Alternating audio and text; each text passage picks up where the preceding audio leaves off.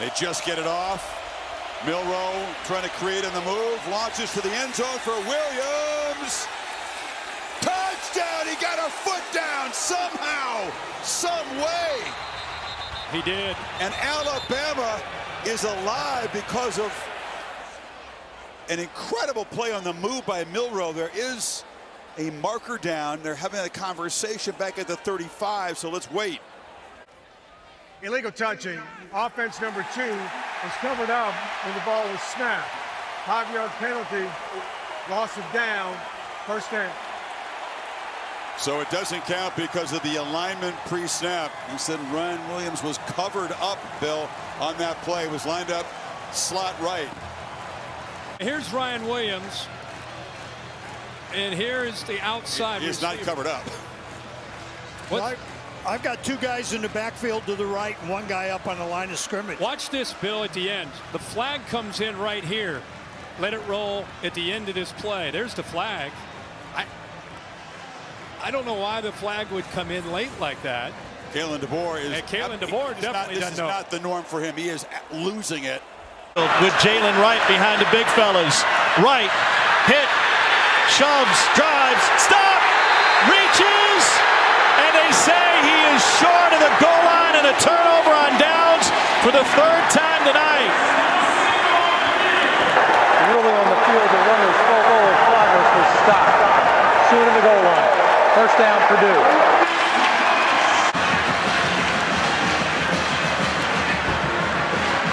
Right here, look at this. Just keeps driving his legs. He's not down. He's on a Purdue body, and there's a reach. The second question to this replay will be, was there a whistle before the ball crossed the goal line? Try to listen.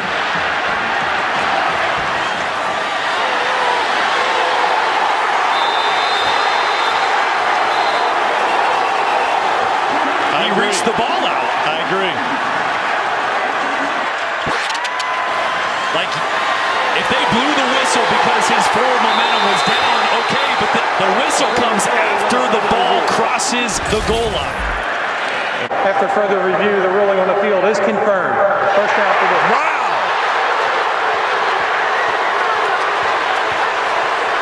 Purdue fans going wild. I tell you what, if I'm a Tennessee fan, I don't know. There was leg drive. There wasn't a whistle until that ball crossed the goal line paint. Now, for Purdue's 9th win of the season. It is good, and Purdue in a back-and-forth affair wins it in overtime.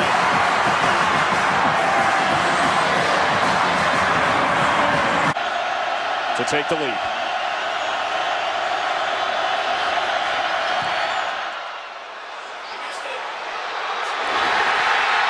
It is no good. No good. Can I ask you a for question? one of the most talented kickers in the country. Remember Boise State, Nevada last year?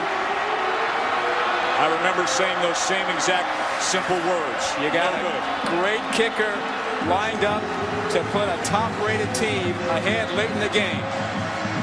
Ron, I don't know that didn't go over the upright. Just to the outside, over the that was upright. outside. So it's no good. That was so close, right over the upright. Now they got to get there and spike that football. And drawn down to the 17. They got to get up there and spike it. 5 seconds to go. What are they doing? Spike it! They're going to lose it. They won't. I think there's 1 second left. I think there's a second left. Is there a flag? Yeah, there's a flag. But I think there was a second left when he spiked that football. Carolina had about 13 or 14 people on the field. We've got to sort this out. Here's the call. The game is over. Oh, it's done. Of all the clock management, mismanagement situations we've seen all season, that may have been the worst. Now this is going to be the run to Drone. And right now the decision is, if you're Carolina, get up there and spike the ball. But you see the field goal team trying to get on the field. But did he spike it with 1 second left? Just watch the snap. He spiked it with 1 second left. They're going to get a penalty mark, but there's going to be a second left. We'll have an opportunity. The offensive team had more than 11 players on the field. It's a 5-yard penalty. However, the ball was snapped and it hit the ground with 1 second remaining. That is a great job by that Big Ten crew. And anybody that questions instant replay and its significance in college football. Second down and 8 at the 39. And Patterson runs it. He's got a first down. Patterson, quick feet out of bounds at the 40. But a flag on the play. Wow. Self-inflicted wounds. If this goes against Michigan, it will negate a 21-yard gain. Holding. Offense number 22. 10-yard penalty. Repeat second down. That's Higdon. 8 penalties, 80 yards against the Wolverines. Wait. He was the one that got the fake. They called the penalty on Karan Higdon. This has to be a mistake. Higdon gets the ball and he actually gets tackled right here and thrown down to the ground. How in the world is that holding on Karan Higdon? There's nobody else out there. What in the world is that penalty? As well as the Big Ten. And off to Albert Young, who runs over the left side, and he's brought down by Todd McCullough. We're going to get Clinton Solomon going up against Vernell Brown. I think Clinton threw a little late on him. Third down, 3:42. At a personal foul, face mask, number 88 on the offense. It's a 15-yard penalty from the previous spot. Remaining second down. How do you get a face mask while on offense?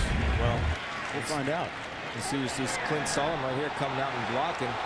And to me, Vernell Brown was the one that had Clinton Solomon's face mask. Hold on a second. Did we see that right?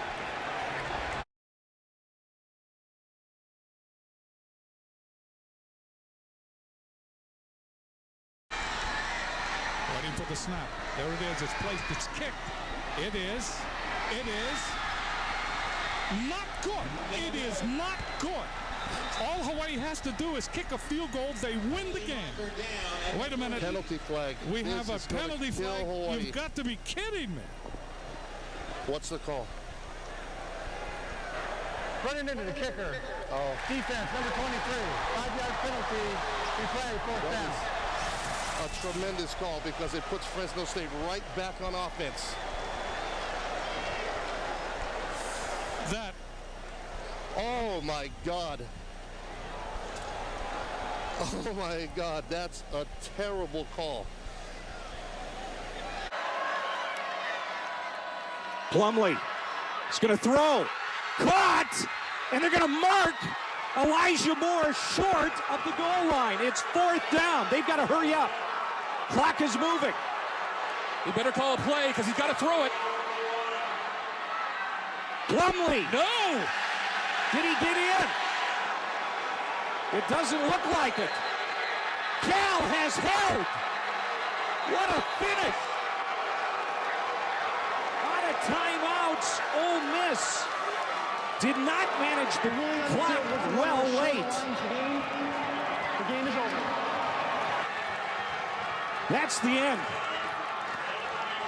That's a huge thing not having that timeout available.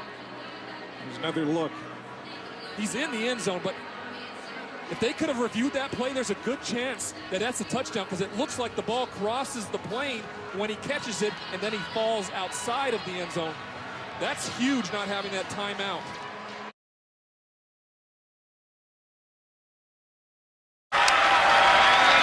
Banks turns it up. Banks down short. He is down a half-yard shy. Kyron Mitchell. Time rolling. Zeros arrive. Fireworks explode, and on senior day, SMU hangs on. 41-38, snapping a 3. skin. Our officials are now ordering both teams off the field, declaring this might not be over. And we'll see what he has to say right here, but got to take a look to see if he's in. I think that might be a touchdown. I think they're going to have to take another look at it. And let's see where his right knee comes down at. Remember, he only has to break the plane to the white. Yeah, no, it's a touchdown. I think that's a touchdown.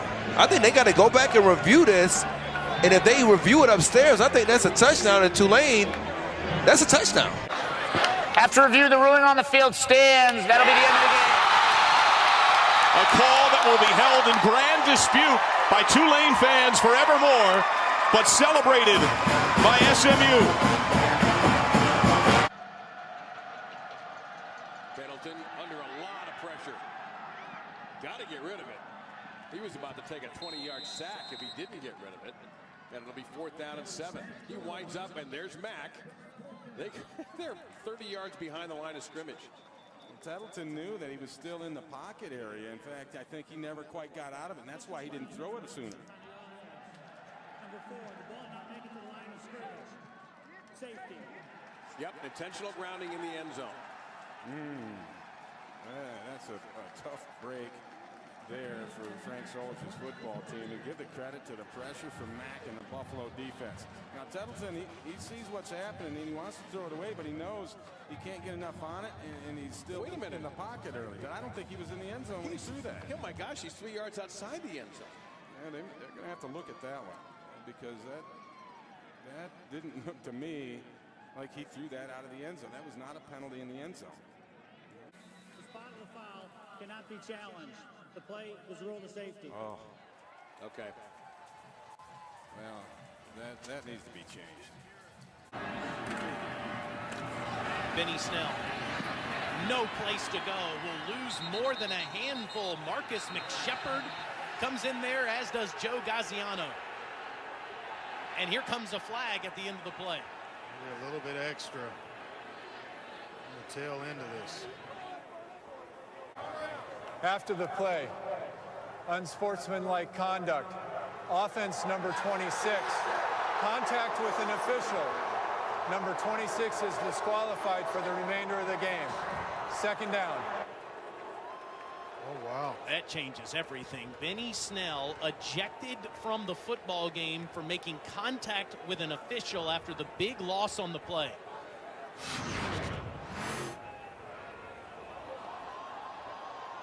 See him straddling the sideline, gets up and says, get your hands off of me, basically, to Chris Coit, the referee. Come on, come on.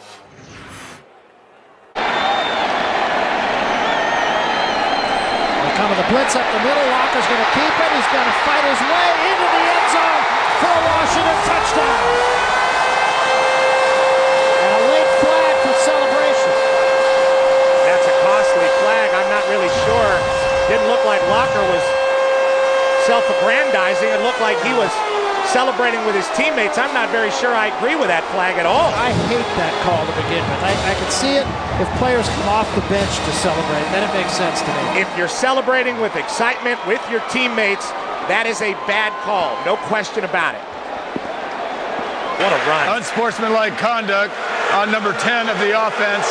Celebration after the play. 15-yard penalty on the try. You know, you make a play for your team. You have a very difficult drive. That was the 18th play. And you get a penalty like that when you're excited. What a run that showed great desire and want to. I guess they're saying he kind of spiked it behind his head. I disagree. I really disagree with that call. A try by Ryan Perkins to take it to overtime. It's blocked.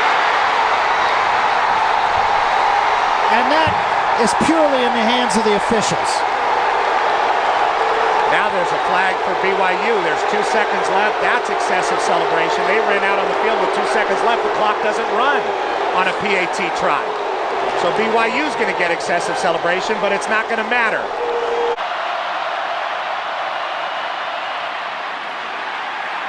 Ball came out, corrals, forward progress. It stopped, they didn't whistle it dead.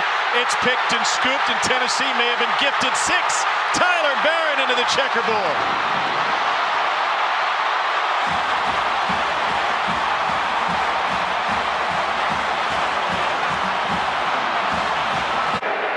Rolling on the field as the quarterback was under control, progress was stopped. It is not a fumble. That's a really quirky definition of forward progress being stopped when Matt Corral had given himself up. I wonder if it makes a difference that it was the quarterback when it comes to player safety. Oh, absolutely. What do you say? Under control? Yes. So probably meaning that he was wrapped up by multiple defenders. His forward progress had stopped. They are always going to lean in the direction of player safety, especially with the quarterback there. Stavi will throw.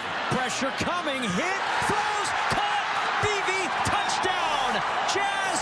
Peavy in the back corner for 6.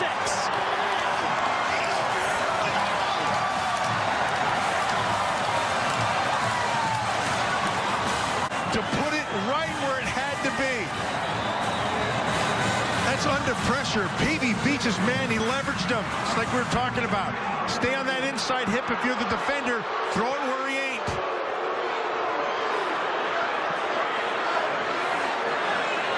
He's got a bad look review. The receiver did not complete the process of the catch. And second down at the 1-yard line.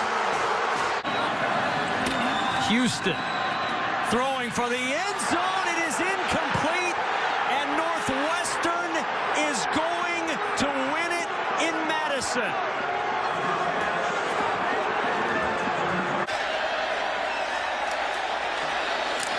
Dogs block it, but they got a head start. A flag is down. They came flying off the edge out of the starting blocks, but the false start is going to erase this block punt.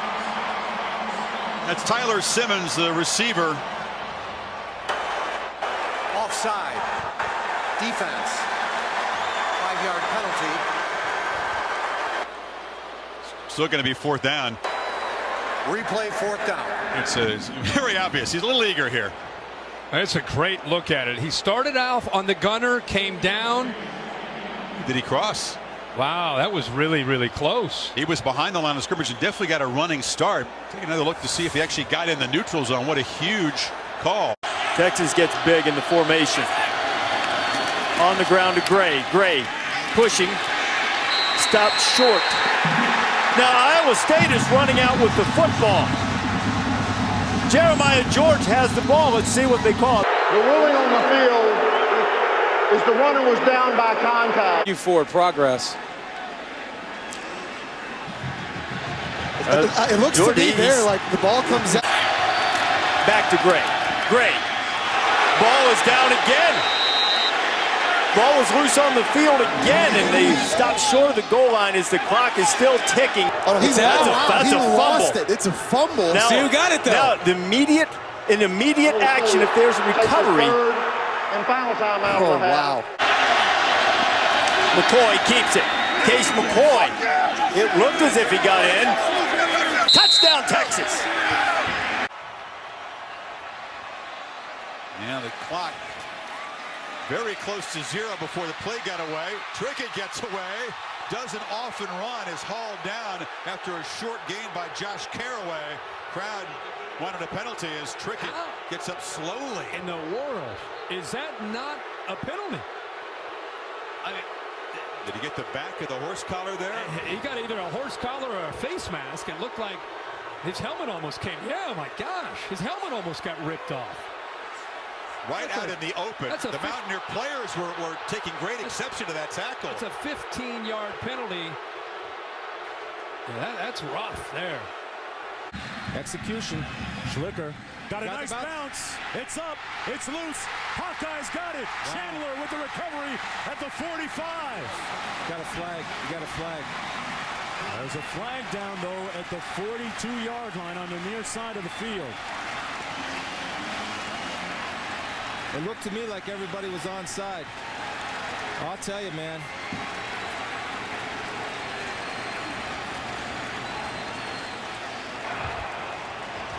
Offside on the kicking team. Number 18. The 5-yard penalty. Call it on Greenway. Yep.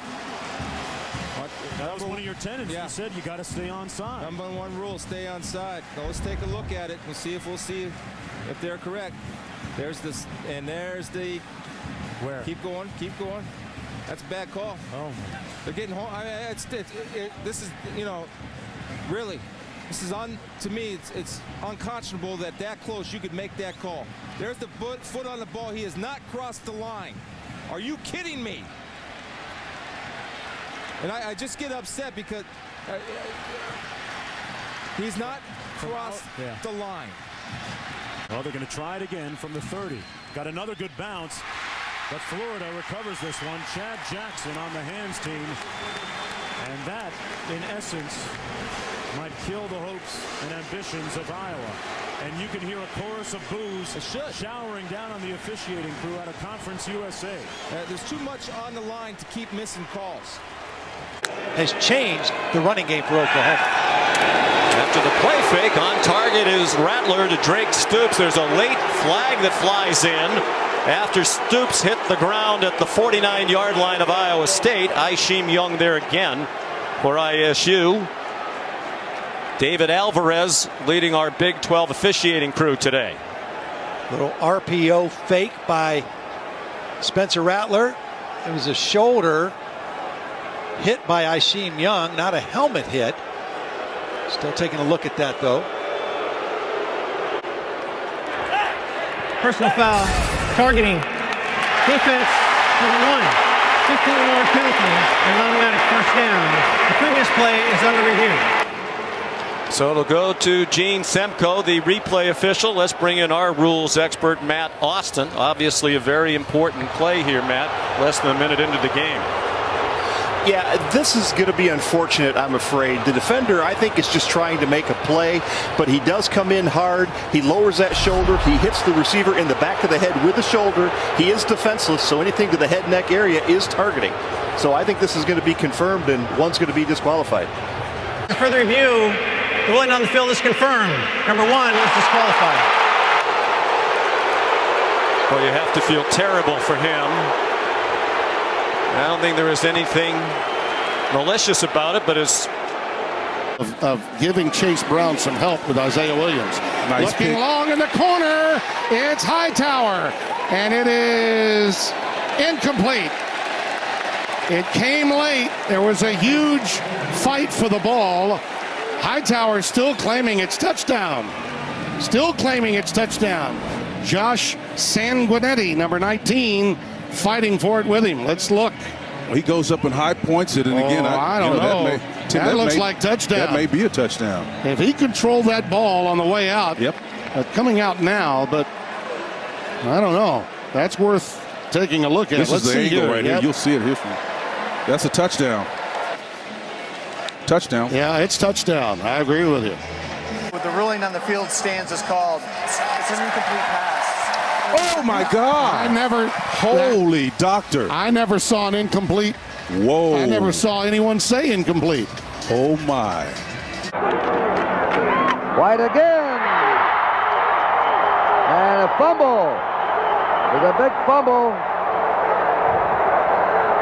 They say he was over. Doesn't matter what happens after he's above or over the goal line. Now Michigan will have a lot of controversy to say about that. Boy, Simpkins made a good play to get a piece of that ball and get it out of White's hands. Childs. Boy, nowhere to go, and guess who is there? Big Hassan Ridgeway again. We got another penalty flag down. A lot of flags in this one, and the Oklahoma State players pointing at the Longhorns.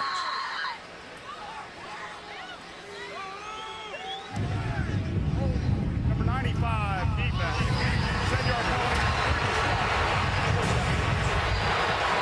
Puna Ford called for the hold. Is that grabbing an offensive lineman so he can't get the block? You have to continue to try to defend. You cannot just grab guys and allow them to go up. And Charlie Strong just got hit with a penalty on the sideline. He was about as mad as you could possibly be over that last call. And now he gets 15-yard penalty. Holy